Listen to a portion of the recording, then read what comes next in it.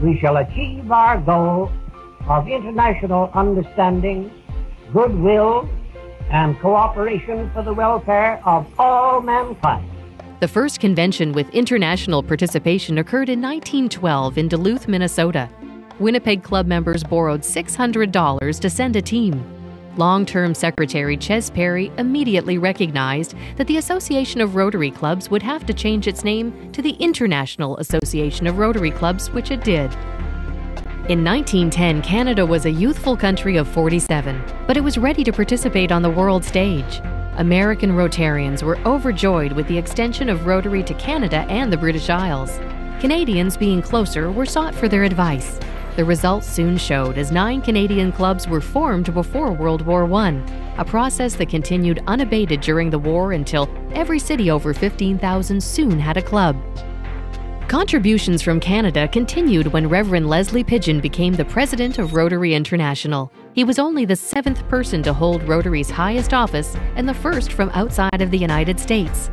During his term, he worked to extend Rotary to Cuba and laid the foundation for its extension to South America. Leslie Pigeon's contribution was really as an individual, as a person who was very articulate and who was inseparable from what Rotarians at that time believed the perfect Rotarian should be, and he could articulate it so well. Leslie was later followed by 4 more Canadian presidents: Crawford C. McCulloch in 1921, John Nelson in 1933, Arthur Legault in 1950, and it was 55 years later that Wilf Wilkinson became president in 2007.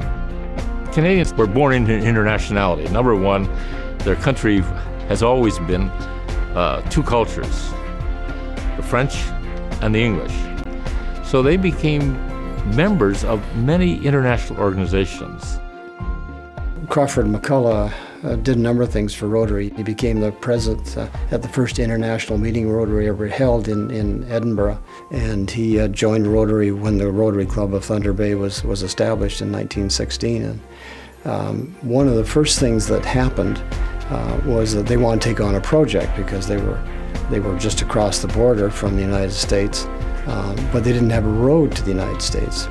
So his first project that he organized was to create a bridge over the international creek, which was the international boundary. But they called it the Outlaw Bridge because they didn't have any approval to do it. They just did it. Arthur Legault was the 4th Rotary International president from Canada. He was very effective at getting people to join Rotary. He set the record for new clubs in Quebec. I think he set the record too for new clubs during his year by incorporating over 500 of them. Immediately following World War I, the number of clubs increased by 60%. Impressed, Calgary Rotarian James Wheeler Davidson wrote an editorial in the July 1920 Rotarian entitled "Rotary as an International Power." Jim Davidson was an American born in Minnesota. He's best known for his post-World War I contributions to Rotary. From 1928 to 31, he and his wife went around the world and chartered 23 clubs in 12 different countries and connected Rotary around the world. He first contacted the leaders of society, expressing the goals and the philosophy of Rotary in the hopes that others would follow.